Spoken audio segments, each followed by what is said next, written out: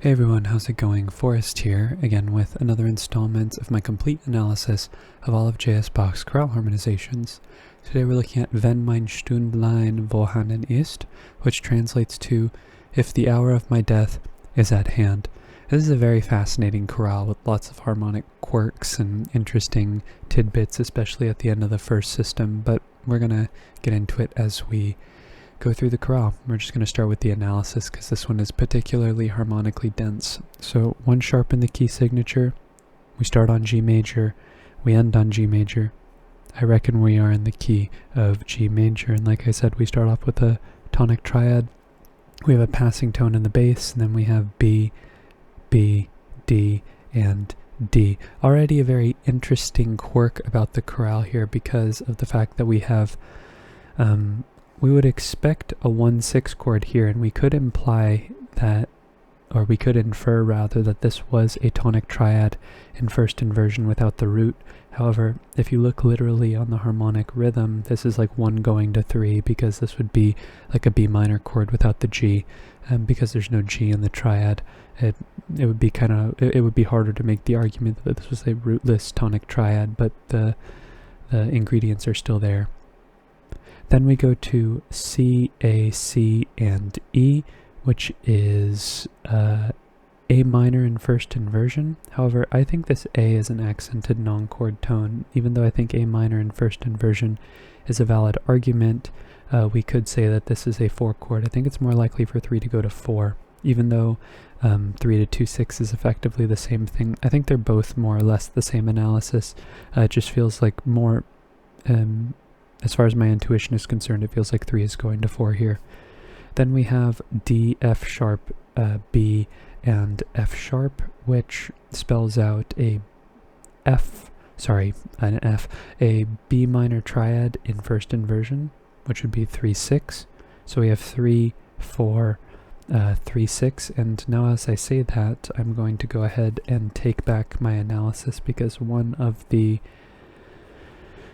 chord progressions that Bach tends to do is he takes a chord and that same chord in first inversion, and puts it at the end of the figure, and then separates it by a chord a diatonic step lower in first inversion. We see this in configuration as 1, or we see a common occurrence of this chord progression as 1, 7, 6, 1, 6, or 1, 6, 7, 6, 1. So I think this actually is a 2-6 chord now that I'm looking at it in context. So this is an interesting little take on that chord progression. Sorry that took me so long to stammer out. But then we're going to E minor in root position, E, E, G, and G. Another interesting spelling, no third, but this would be our 6 chord. 3 going to 6 is a good sign. Then we have F sharp, D, F sharp, and A. That's D major in first inversion. That's 5-6. Passing 7th in the tenor, passing tone in the alto. And then we have G, B, D, and B, which is G major in root position, which is our tonic triad.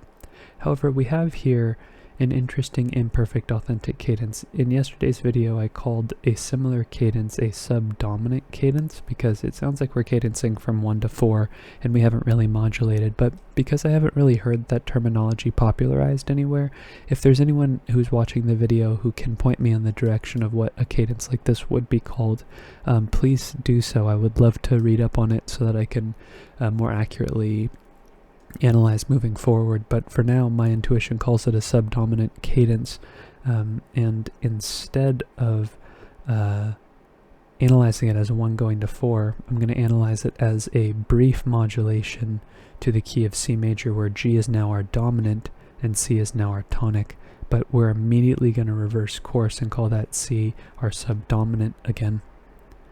That then goes to G major, G, B, D, and B, which is our tonic triad. Passing tone in the melody before we get F sharp, A, D, and D, which is D major in first inversion. It's a 5-6 chord. And then we have a passing tone in the bass as well as a passing tone in the alto. We then have D, D, F sharp, and D, which is another D major triad, just incomplete, no 5th in root position. So we will just, instead of what would the figured bass for that be then? It's in root position. It would be 8-3, I think. That would be the figured bass for it, or maybe just 3.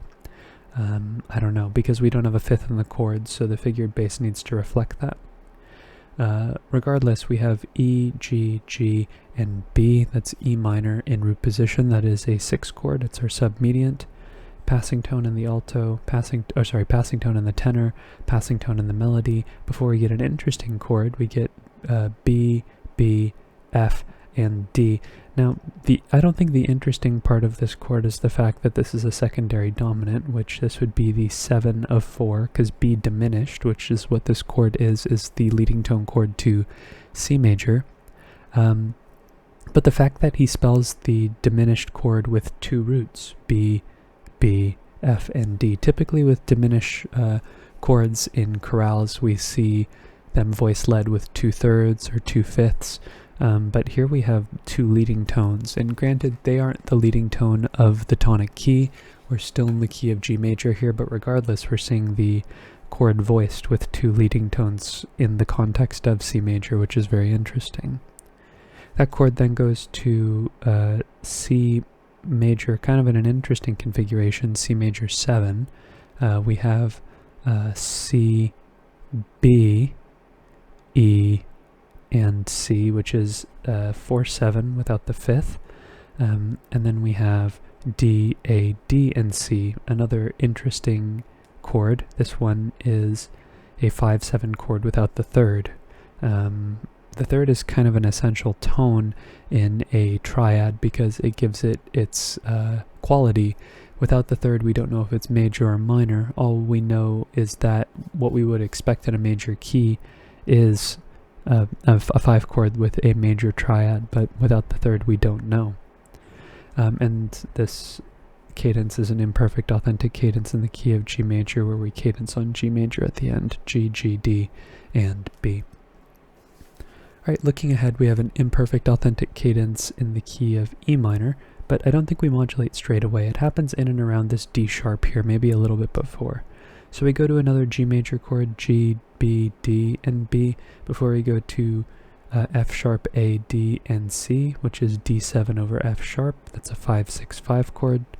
Then we go to G major again, G, B, D, and B, which is a root position tonic triad. That's where we would expect 5/6 to go, or 5/6/5. Then we have a D sharp here. However, before the D sharp, I think we modulate to the key of E minor, and G is now our mediant. We then have D sharp, B, F sharp, and A, which is B7 over D sharp, another 5/6/5 chord. So we have like 5/6/5 of 1, and then we have 5/6/5 of 1 again, but in the key of E minor, so that's interesting. E, B, G, and G, E minor. Passing tone in the bass, passing tone in the alto, passing tone in the melody. We get a bit of a passing D major chord here, but I don't really think it contributes too much to the chord progression, so we'll just leave it as it is here and just talk about it. But then we have G, B, E, and B, which is E minor in first inversion, so we'll just change the figured bass there. Passing tone in the bass as well, before we get B, B, D sharp, and B, so another incomplete 5 chord, or more specifically, it's another incomplete triad. This time we don't have the 5th of the chord, that's what I was trying to say. We also have a passing tone in the melody as well, so this would just be like 5 going to 1, E, B, E, and G, and it's imperfect authentic because the tonic is not in the melody. And then we have a very interesting chord progression, maybe the most interesting chord progression in the entirety of the chorale. We start off the phrase with an E minor triad, but we end the phrase in the key of G major. It's an imperfect authentic cadence again in the key of G major. And I think this E minor chord, or rather, apologies, not this one in particular, but this E minor chord right here is where we modulate back to the key of G, and it is a 6 chord. And then we have this very peculiar chord here, F, A, D, and D. And this F natural here really throws me for a loop, because if we look literally on the downbeat of the harmonic rhythm, it is a minor 5 chord in first inversion. It's D minor over F. However, I just don't know why, what a D minor chord is doing in the context of G major. So what I think is happening here is that this A might be an accented non-chord tone, or like an accented neighbor tone. What's going on here? And instead, if we take B, D, D, and D, or sorry, B, F, D, and D. That's another B diminished chord, which we've seen before. This time it is voiced with 2/3, but the root of the chord is not in the bass. So this, I guess, technically would be 7, 6, 4 of 4. The interesting thing is that it doesn't resolve to 4. We don't get 4 at all for the rest of the progression, so I don't really know what to call this chord. It really is just a byproduct of the chromatic bass line, E, F, F sharp, G, G sharp, A. I guess you could make the argument that for a brief moment, and actually now that I'm seeing it, it might be in the key of A minor here, because we have the G sharp and the F sharp. It just doesn't really feel that way to me. We'll go back and analyze it in the key of A minor after this, because that is a possibility. But regardless, we do have F sharp, C, D, and D here. That D actually is a chord tone, so we won't mark it as a passing tone, but this would be a 5, 6, 5 chord in the key of G major, and that goes to G major, not G major, but rather E minor, G natural, E, G, and B, which is a 6 chord and first inversion. That goes to G sharp, diminished in root position, which is the 7 of 2, because A minor is our 2 in the key of G minor, or in the key of G major rather, and that goes where we would expect it to.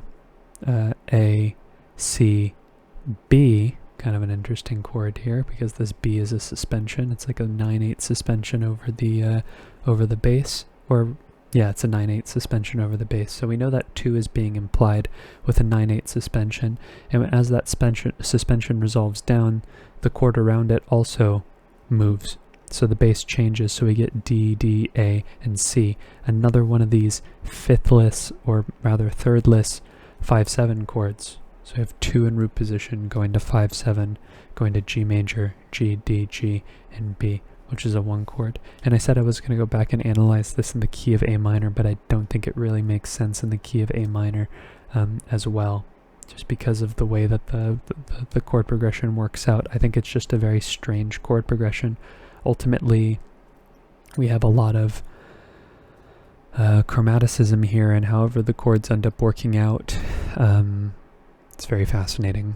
Definitely something to meditate on here, this very interesting chord. Regardless, we are moving on to the next chord progression, or the next phrase, which ends with an imperfect authentic cadence, just like the one we started off with in the key of C, which is a subdominant cadence, or what I hear as a subdominant cadence.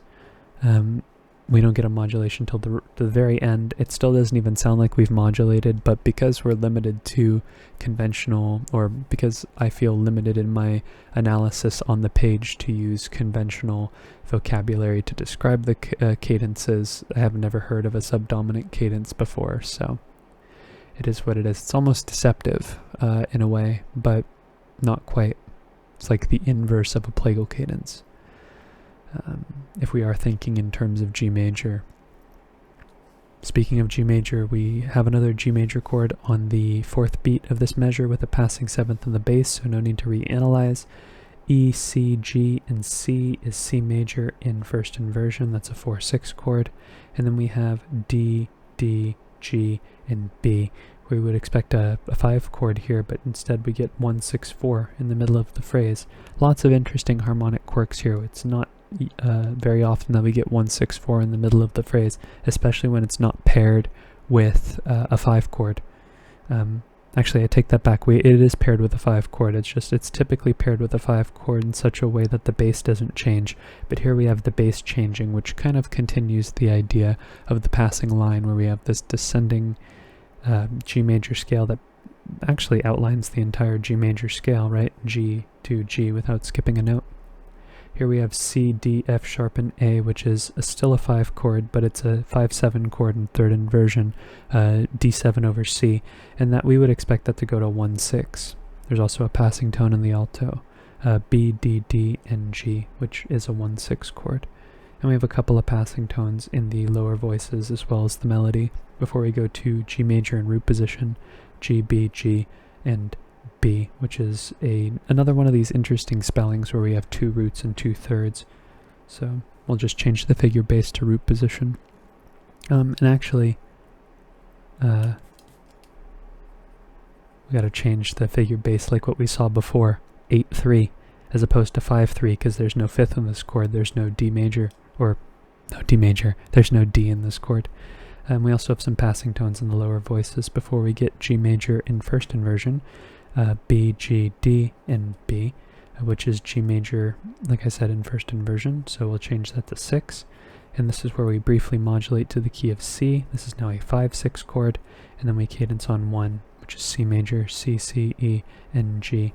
And in the key of G major, this is our 4 chord. And I know this analysis looks very strange, but it just has to do with the convention, has to do with the way that the common normative labels that we use for describing cadences. Alright, moving ahead to the next phrase, we have our first non-authentic cadence, or even more specifically our first non-imperfect authentic cadence. We have a half cadence in the key of D. So we start off the phrase in the key of G major. It stays in the key of G major. We have A, C, C, and A. Another one of these double third, double root spellings. That's A minor in root position. That's a 2 chord. That goes to 1. It's really interesting, actually. We typically don't see 2 go to 1. We typically see like a leading tone somewhere, like F sharp, or something to make 4 go to 7. And this very well could be a rootless 7 chord, but without that leading tone, it's hard to make that argument. But the ingredients are there. Here we have G, D, B, and B, which is our tonic triad in root position. Passing tone in the bass, E, G, E, and B. E minor in root position. That's a 6 chord. Passing 7th in the bass. This F sharp is also a passing 7th before we get C sharp, G, E, and E, which is C sharp diminished. That's the leading tone chord to 5, so it'd be 7 of 5. Notice how the 7 chord is spelled here with the third doubled, rather than this one in the context of 7 of 4 is spelled with the root doubled. It's more common to see the third doubled, especially when the chord is in root position, and it's even less common to see this a diminished triad in root position. It's usually in first inversion. This A is an anticipation before we get our 5 chord D, A, D, and F sharp. It's a 5 chord. This C is a 7th, but it's a non-chord tone in the context of the downbeat or the numbered beat of the harmonic rhythm, and that goes to 1, our tonic triad, G, B, D, and G.